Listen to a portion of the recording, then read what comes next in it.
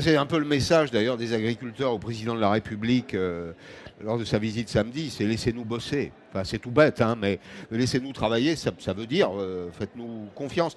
Mais Gilles, vous qui observez la scène, est-ce qu'on a quand même des alliés quelque part, des amis, des gens qui pourraient partager les points de vue simples, basiques qu'on défend là? Non, mais ce qui est très intéressant, c'est que ce projet de transition, si vous voulez, en réalité, il est fait à l'image d'une toute petite élite de personnes ou de citadins en général, complètement déconnectés de la réalité du monde réel.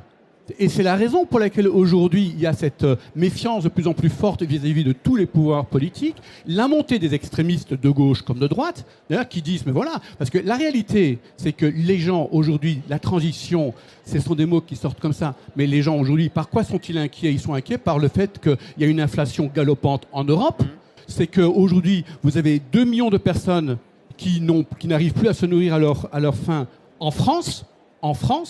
Les dernières statistiques, ça sorti hier. Ils mangent peut-être qu'ils mangent moins. Ce sont les gens qui aujourd'hui vont au restaurant du cœur, etc. Donc la pression sur l'alimentation est très forte, la pression sur les prix est très forte, et la véritable préoccupation des gens, c'est justement de retrouver, pas de la sobriété, enfin personne n'a envie de sobriété, on a plutôt envie de liberté, on a envie de pouvoir entreprendre des choses. Et donc ce décalage, en fait, c'est ça le comble de l'ironie. C'est que tout ce discours de la transition que tout le monde a adopté, en réalité, il fait plaisir à une toute petite élite, mais le reste de la population souhaite autre chose, un autre projet politique.